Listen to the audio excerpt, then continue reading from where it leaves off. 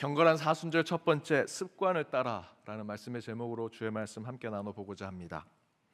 성탄 시즌에 해외에 나가면 생각보다 많은 분들이 놀라십니다. 성탄이고 크리스마스인데 크리스마스를 느끼지 못합니다. 성탄으로 곳곳에서 아기 예수의 탄생을 기뻐하는 모습이 생각보다 적습니다. 크리스마스로 불려지지 않는 것이지요. 종교적 편향성 때문에 상당히 많은 나라가 크리스마스를 크리스마스로 부르지 않습니다. 아버지를 아버지라고 부르지 못할 홍길동에 나와 있는 이야기처럼 성탄절을 성탄절로 부르지 못하고 아기 예수의 탄생을 기념하는 그 날을, 그 성탄을 그대로 부르지 못하는 시대가 되었다는 것이죠. 대신에 이렇게 부릅니다. 홀리데이, 홀리데이스, 해피 홀리데이스, 홀리데이 시즌이라는 표현을 쓰지요. 우리나라도 어느 날부터 크리스마스 성탄이라는 표현이 쏙 들어갔습니다. 캐롤도 주변에서 듣기 힘듭니다. 교회마저도 캐롤을 별로 부르지 않습니다. 대신에 홀리데이라고 하는 표현을 씁니다. 그런데 여러분 제대로 아셔야 하는 게 있는데요. 서양에서는 12월에 유대인들이 지키는 하누카가 있습니다. 우리로 얘기하면 성경에서의 수전절이 하누카입니다. 12월 성탄 전후로 있는 날이고요. 또 우리 기독교에서 지키는 성탄절이 있고, 그 성탄절이 지나가면 미국의 흑인 노예로 온 그 후예들이 환자라는 것을 지켜서 성탄절 이후로 새해날까지 함께 가족들이 모여서 환자라는 것을 지킵니다. 그래서 서양에서는 12월 달에 여러 절기들이 있으니 홀리데이스라고 부르는 것이 어쩌면 맞다라고도 할 수 있습니다. 그래도 실제로 그 안에는 종교적 편향성 때문에 기독교의 크리스마스를 축소하려고 하는 의도가 그 안에 분명히 있습니다. 그런데 우리나라도 그 외국의 분위기를 그대로 쫓아가서 이 크리스마스 때 홀리데이스를 사용하죠. 이것은 우리나라의 잘못입니다. 우리나라의 심성이 외국 거면 다 좋다고 생각해서 우리는 환자나 하누카가 없습니다. 그냥 성탄절 크리스마스를 지키면 되는데 저희도 홀리데이스, 외국 사람들이 그렇게 하니까 따라하는 것이죠. 홀리데이스의 출처도 모르고 단순히 기독교를 축소하려고 하는 의도를 다분히 갖고 저희들은 바깥에서 캐롤도 제대로 부르지 못하고 성탄과 크리스마스를 이야기하지 못합니다. 그렇다고 여러분 부처님 오신 날 그날을 홀리데이스라고 하시는 분 있습니까? 아무도 없죠. 성탄 때 크리스마스를 성탄과 크리스마스로 부르지 말자라고 하는 사회 전반의 분위기가 있습니다. 종교적 편향성 때문에. 물론 한국 기독교가 부끄러울 정도로 사람들에게 공감대를 못 얻고 사회적 신뢰도가 점점 떨어지는 문제도 있기도 하지요. 그러다 보니 크리스마스도 마음껏 크리스마스라고 말하지 못하는 시대를 살고 있지만, 성탄이 말 그대로 거룩한 아기 예수의 탄생을 기념하는 날로 특별히 궁궐의 보좌가 아니라 빈방조차 없는 가난한 자들과 소외받는 자들 곁으로 오신 예수를 기념하는 성탄과 이 크리스마스를 그 의미대로 지켜내는 것은 매우 중요하다라고 생각합니다. 반드시 교회와 우리 성도들이 성탄의 시즌 또 크리스마스를 있는 그대로 부르고 또 세상에 알려야 될 필요가 있습니다. 그런데 성경을 보니까 기본의 신앙에서부터 그 성탄을 온전히 지켰던 사람이 있습니다. 아기 예수가 태어나고 얼마 되지 않아서 그 아기 예수를 만났던 시므온이라는 사람입니다. 그런데 성경은 이 시므온이 이 땅에 오실 그 메시아 구원자를 기다릴 때 이런 마음으로 기다렸다 증거합니다. 누가복음 2장 25절 말씀입니다. 함께 읽겠습니다. 예루살렘에 시므온이라 하는 사람이 있으니 이 사람은 의롭고 경건하여 이스라엘의 위로를 기다리는 자라. 성령이 그 위에 계시더라. 시므온이 메시아 구원자를 기다리는데 이렇게 기다렸습니다. 의롭고 경건함으로 이스라엘을 구원할, 이스라엘을 위로할 자를 기다리더라.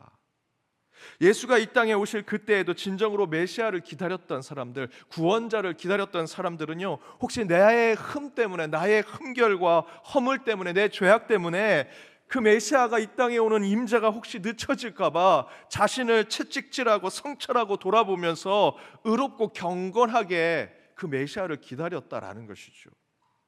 그렇다면 어쩌면 당연한 얘기겠지만 예수가 오실 때도 나를 성찰하고 나를 책찍질하면서 경건하게 그 메시아를 기다렸던 것처럼 그분을 떠나 보내드릴 때도 우리의 신앙의 모습은 이 시므온과 같이 경건함과 의로움이 필요한 것이 아닐까요? 그분이 오실 때에도 의롭고 경건하게 기다렸다면 이제 그분이 떠나시는 지금의 이 사순절 기간도 의롭고 경건하게 신앙을 지킬 필요가 있다라는 것입니다. 그래서 이번 2025년 사순절은 경건한 사순절이라는 큰 주제를 가지고 함께 주님을 떠나보내는, 하지만 다시 우리에게 부활로 또 곧 오실 재림으로 오실 주님을 소망하며 나아가는 그런 신앙이 되었으면 좋겠습니다. 그런데 보통 교회 안에서 사용하는 경건이라는 표현을 사실 우리는요 다른 말로 사용하고 있습니다. 영성이란 표현으로 사용하고 있죠. 저도 주로 사용합니다. 사순절 영성, 십자가 영성, 영성 훈련. 그런데 여러분, 성경에 영성이란 표현은 한 번도 나와 있지 않습니다. 성경 어디에도 영성이란 표현은 없습니다. 그런데 저희는 마치 성경과 신앙의 용어처럼 영성을 너무도 자연스럽게 사용하죠. 그렇다고 영성이란 표현이 잘못된 것은 아닙니다. 하지만 영성이라는 단어의 표현대로 본다면 영성은 영적인 곧 보이지 않는 세상에 대한 종교적인 것을 믿고 그 성품의 삶을 살아내는 것이라고 할 수 있습니다. 곧 영적인 것을 믿고 그에 의거한 살아내는 종교적 실천의 삶, 그것이 영성이라는 것이죠. 하지만 이 영성의 의미는 성경에 정확하게 다른 표현으로 나와 있습니다. 경건입니다. 그런데 이 경건이란 표현이 어느새 어느 날부터 영성이란 표현에 묻혀서 경건이라고 얘기하면요 고리타분한 성직자들이나 경건하게 살아가고 꽉 막혀있는 신앙인들이나 그렇게 경건하게 사는 것이지 라고 얘기하더라는 것입니다. 실제 성경엔 영성이란 표현은 없어요. 경건이란 표현이 있는데 저희들은 영성이 더 좋은 것처럼 생각합니다. 영성이 있으면 깊이가 있다고 생각하고요, 영성으로 그리스도인이 삶을 살아가면 세련된 신앙을 살아간다고 생각하더라는 것이죠. 하지만 그렇지 않습니다.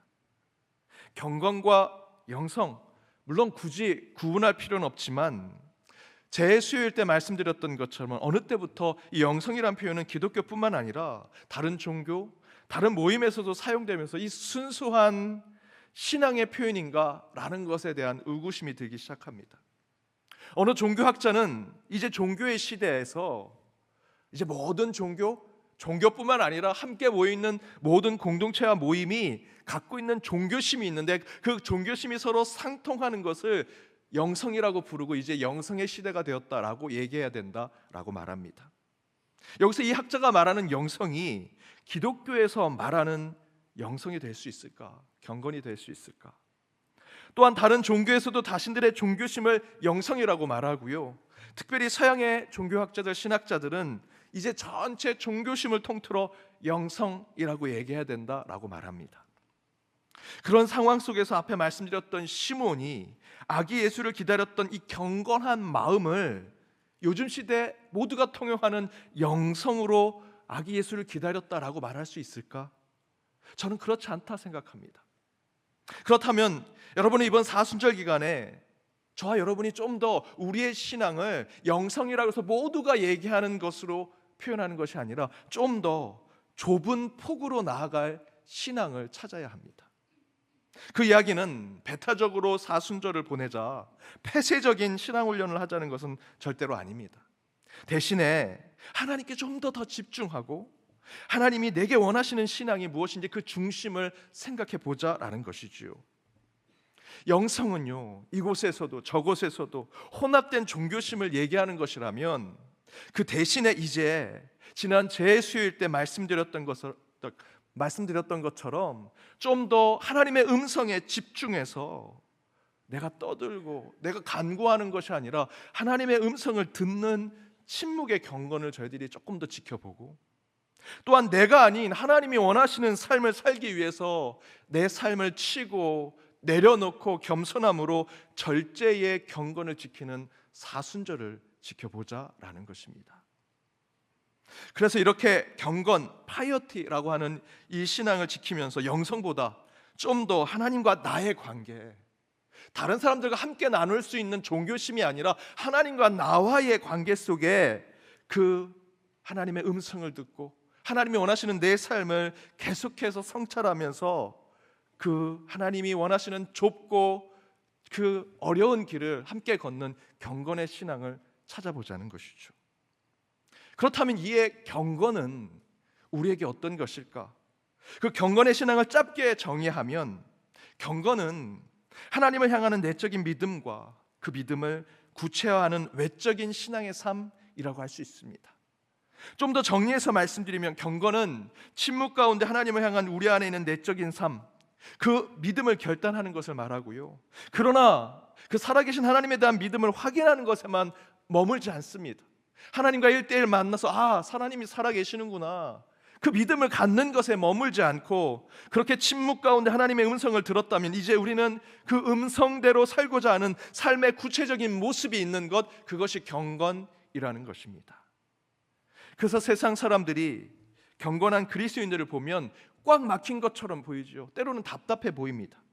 하지만 진짜 경건한 그리스도인들은 겉으로는 외골수처럼 보이고 보수적인 신앙인처럼 보이고 답답한 종교인처럼 보일지라도 그들의 중심에는 예레미야 20장 9절의 말씀대로 그 성령의 임재 때문에 마음에 불 붙는 것 같아 견딜 수 없고 참을 수 없어서 기도하게 됩니다. 경건한 자들은요, 선행을 베풀 수밖에 없고요, 복음을 전하는 자들이 되더라라는 것입니다. 그런데 사도행전 10장에 보면 하나님께서 이방인 선교를 위해서 부정적이었던 베드로에게 이런 환상을 보여주십니다. 두레박을 내리게 하고 그 안을 보게 했는데 그 안에 괴물들이 들어 있습니다. 베드로는 이게 뭡니까? 그랬더니 하나님은 그것을 먹으라고 얘기합니다. 싫다고 얘기하니 계속해서 반복적으로 그에게 그 환상을 보여주시면서 이방인에게 복음을 전해야 함을 깨닫게 하시지요. 바로 그때 대상이 됐던 이방인이 고넬료입니다. 그런데 그 고넬료에 대해서 성경은 이렇게 증거합니다. 사도행전 10장 2절 말씀입니다. 함께 읽겠습니다. 그가 경건하여 온 집안과 더불어 하나님을 경외하며 백성을 많이 구제하고 하나님께 항상 기도하더니. 이방인이었지만 하나님께서 고넬료와 그의 가족을 구원하기를 원하셨습니다. 그 이유는 지금 읽었던 10장 2절의 말씀대로 그가 경건한 사람이었다라고 얘기하지요. 10장 2절 말씀을 한번 잘 보십시오. 그가 하나님을 경외했다, 예배하는 자였다는 것입니다. 백성을 구제하는 자, 선행을 베풀고 봉사하고 섬기고 나누는 자였습니다. 그리고 그는 하나님께 항상 기도했습니다. 매일같이 기도하는 자였습니다. 그래서 그의 결과가 경건한 자였다라는 것입니까? 아니요. 그 전제가 경건한 자였다는 것이죠. 그가 경건하였기 때문에 예배자의 자리를 지켰던 것이고요, 구제하는 자였고요, 기도하는 자였다라는 것입니다. 그래서 하나님께서 그에게 관심을 가지신 겁니다. 이처럼 경건한 그리스도인들은 우리 믿음이 우리의 삶에 드러나야 합니다. 그냥 저 종교에서 얘기하는 영성, 저 잔치에서 얘기하는 영성, 둘이 뭉실하게 내 마음에 이런 종교적인 감정이 느껴졌어 라는 것으로 이게 영성이다, 영성을 느꼈다라는 것으로 기독교의 경건을 이야기할 수 없다는 것이죠. 수행하는 방법에 따라서 오늘 골방에 들어가 가만히 앉아있으면 경건이 이루어지는 것이 아니다라는 것입니다. 경건한 자는 고넬료처럼 하나님께 예배를 드리고 구제하고 선행하며 기도하는 자리를 지키는 자더라. 기독교의 경건은 저와 여러분 안에 믿게 된 그 하나님을 저와 여러분의 삶 밖으로 살아계신 하나님을 증명하는 것, 그것이 경건한 그리스도인의 모습입니다. 따라서 경건한 그리스도인은 일관적이고 신실합니다. 그래서 때로는 지루하고 답답하게 할 정도로 반복적이고 지속적인, 때로는 매우 보수적인 신앙을 지켜내려고 하는 자들이다라는 것이죠. 이것을 성경은 이렇게 표현합니다. 오늘 본문 누가복음 22장 39절 말씀입니다. 우리 노랗게 쓰여진 글씨 함께 읽어보겠습니다. 예수께서 나가사 습관을 따라 감난산에 가심에 제자들도 따라갔더니. 예수님께서 무엇을 따라? 습관을 따라. 40절, 41절, 마지막 46절에 보면 습관을 따라 주께서 하셨던 것은 기도였습니다. 급박한 문제, 발등에 불이 떨어졌을 때 우리 기독교인들은 기도해야 한다, 기도하자라고 얘기하죠. 그러면 세상 사람들이 얘기합니다. 야, 너희들은 매번 기도만 하자고 하는구나. 지금 세상에 이런 문제가 생겼어. 너 발등에 불이 떨어졌어. 기도가 뭐야? 뻔한 얘기만 하는구나 라고 얘기하죠. 그러나 여러분, 기도 자체가 경건이라고 말씀드리는 것이 아닙니다. 그 기도가 어디서 나왔느냐가 중요합니다. 율법적으로 바리새인들처럼 그 보이는 시간에 맞춰서 그 거리 중앙에서 사람 다 보는 곳에서 기도하는 것, 그 자체로 경건이라 얘기하지 않습니다. 오늘 본문을 보십시오. 예수님의 기도는 어디에서부터 시작됐습니까? 39절의 말씀대로 습관을 따라, 습관에서 기도가 나왔습니다. 이렇게 예수님은요, 그 경건의 본을 보여주시는 분입니다. 그런데 예수님께서 보여주시는 경건은 대단한 신유의 능력으로 그것을 경건이라 말씀하지 않으십니다. 대중집회 수많은 청중들을 모아놓는 곳에 그 권위를 보고 경건하다 얘기하지 않으십니다. 율법과 규율을 잘 지켜서 한 치의 오차도 없는 구격된 삶을 살아가는 그 자들을 보고 경건이라 얘기하지 않더라는 것이죠. 그런 것들이 아니라 예수님은 신앙에 대해서 일관적이고 신실한 반복이 이루어지는 것, 그 안에 경건을 얘기하십니다. 하나님을 믿는 신앙의 삶이 지루하고 답답하고 재미없어 보이지만 경건한 자들은 이 가슴에 불붙는 성령의 임재를 체험하고 그것을 확 뿜어내는 것으로 끝나는 것이 아니고요, 습관에 따라 지속적이고 반복적인 신앙의 삶을 보여주는 것, 여러분, 그것이 경건입니다. 그런데 여러분 생각해 보십시오. 예수님께서 습관에 따라 하실 일이 무엇이 있겠습니까? 예수님이 하나님이신데 무슨 습관에 따라 그런 일을 하십니까? 그냥 예수님은 하시면 되지요. 그러나 예수님께서 습관에 따라 하십니다. 그 얘기는요, 전에도 예수님은 그런 어려운 일을 겪으셨을 때 제자들과 함께 기도하러 가셨다는 것이죠. 이 표현은요, 이때만 습관에 따라 하셨다는 것이 아닙니다. 그 전에 예수님은 수없는 일 상황 속에서 기도하러 가셨습니다. 그것은 습관대로 사시지 않아도 되는 예수님께서 인간의 자리까지 내려오셔서 겸손함으로 신앙의 본을 우리에게 보이시는 것이죠. 무슨 얘기냐 하면 경건의 신앙은 완성되지 않은 겸손함을 전제로 하는 신앙이다라는 것을 우리에게 보여주는 것입니다. 그러나 우리는 착각하죠. 경건하다라고 말하면 아주 신앙이 좋고 저처럼 이렇게 옷 따로 입어가지고 경건한 척 말씀을 전하고 마치 높은 신앙의 경지에 있는 것이라 착각합니다. 그러나 예수님께서 그 경건을 이렇게 보여주시죠. 높은 자리에 올라가서 이런 특별한 옷을 입고 저 사람들은 다 경건이라고 얘기하는 사람들의 얘기가 아니라 습관을 쫓아 자신이 해야 할 일을 하십니다. 예수님께서 기도하기 위해 습관을 쫓아 했다라고 하는 이 표현은요, 기독교 신앙에서 경건이 목적이 아니라 수단임을 우리에게 보여주는 것입니다. 여러분, 경건은요, 완성이 아닙니다. 진행형의 방법이고요, 결과가 아니라 과정을 얘기하는 것입니다. 건물을 짓는데 이 건물에 골격을 세워놓고 나 이 건물 다 세웠다라고 얘기하는 건축업자는 없습니다. 골격이 필요하죠. H빔을 세우고 이 곳곳에 이 건물이 잘 쓸 수 있도록. 하지만 그 골격이 필요합니다. 그런데 바로 그 골격을 세우는 그 수많은 과정이 경건이라는 것입니다. 여러분, 운동선수들 생각해 보십시오. 올림픽에 나가기 위해서 열심히 운동하는 운동선수가 살을 뺐습니다. 근육을 키웠습니다. 야, 너 대단하다, 너 잘했다 라고 얘기하지 않습니다. 근육을 키우고 그 가운데 힘을 키우고 살을 빼면서 그 훈련의 과정 가운데 최종적으로 올림픽에 나가서 시합을 뛰고자 하는 것, 그 목적을 향해 가는 그 수많은 연습들, 그것이 경건이라는 것이죠.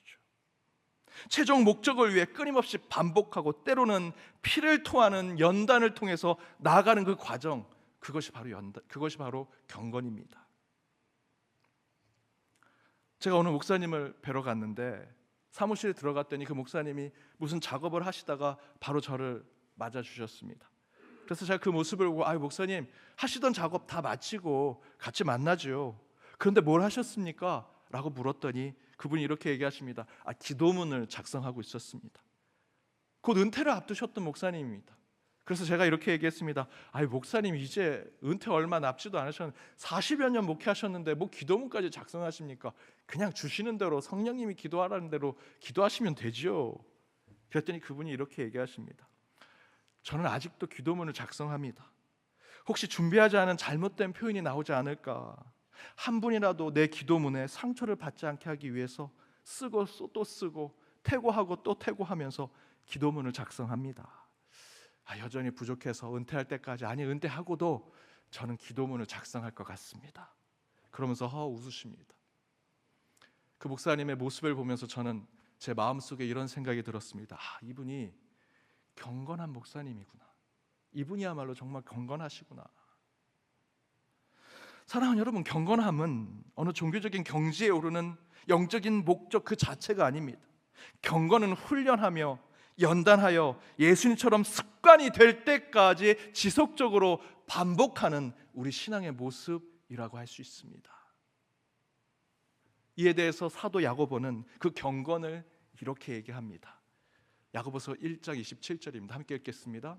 하나님 아버지 앞에서 정결하고 더러움이 없는 경건은 곧 고아와 과부를 그 환난 중에 돌보고 또 자기를 지켜 세속에 물들지 아니하는 그것이니라. 정결하고 더러움 없는 신앙의 삶을 살아가는 것, 저와 여러분이 그럴 수 있을까요? 그럴 수 없습니다. 저와 여러분은 죄인에 불과하지요. 정결할 수 없고요, 더러워질 수 없습니다. 그럼에도 불구하고 하나님께서 내가 거룩하니 너희도 거룩하라 말씀하셨죠. 그 말씀을 지켜내고자 연단하고 훈련하는 그 삶, 그것이 경건입니다. 고아와 과부 그 환난 중에 그들을 돌볼 수 있을까요? 여러분, 완벽한 구제와 봉사 하실 수 있습니까? 죄송한 얘기지만 우리 교회 가장 힘든 구석구석의 일들 몇 분이서 같이 하면 매번 티격태격합니다.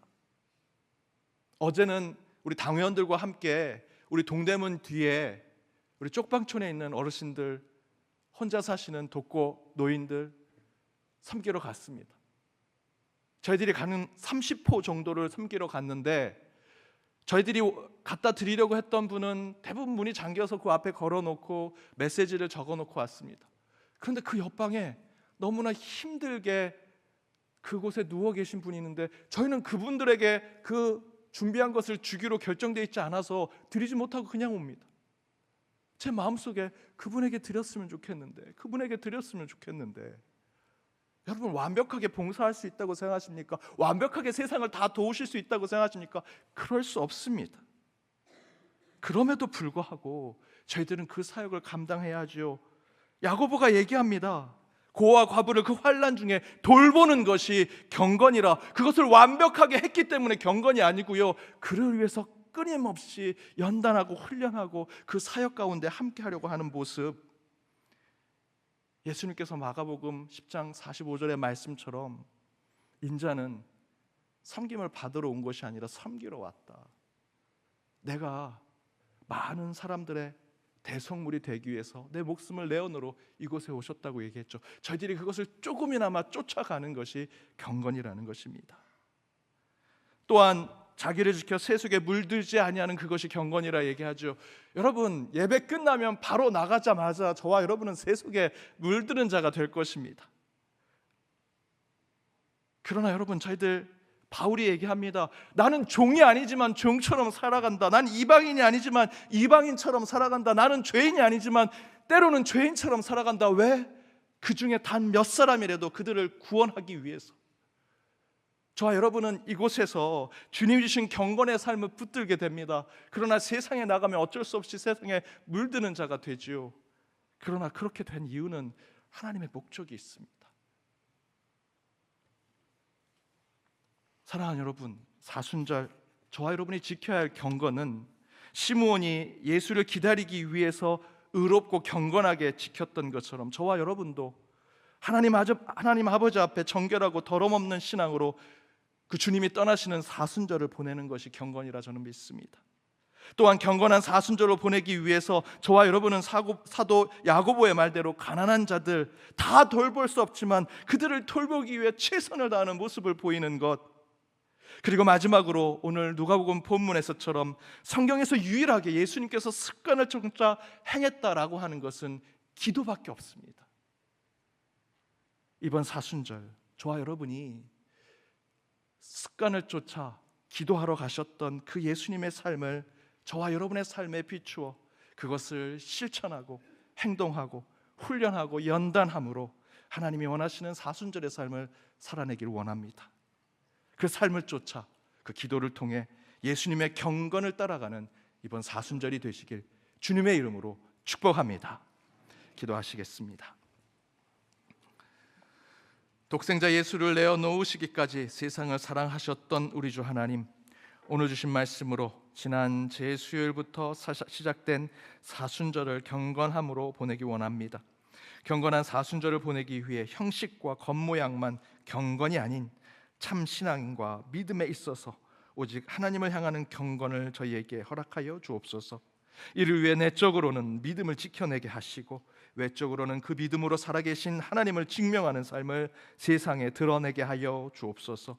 이를 위해 습관을 쫓아 기도의 자리로 나가셨던 예수님의 삶을 닮아가길 원하오니 참된 경건이 연단되고 훈련되어 세속에 물들지 아니하고 가난한 자들을 살피는 참된 경건한 사순절을 지키는 저희 모두가 되게 하여 주옵소서. 이 모든 간구 예수 그리스도의 이름으로 기도드립니다. 아멘.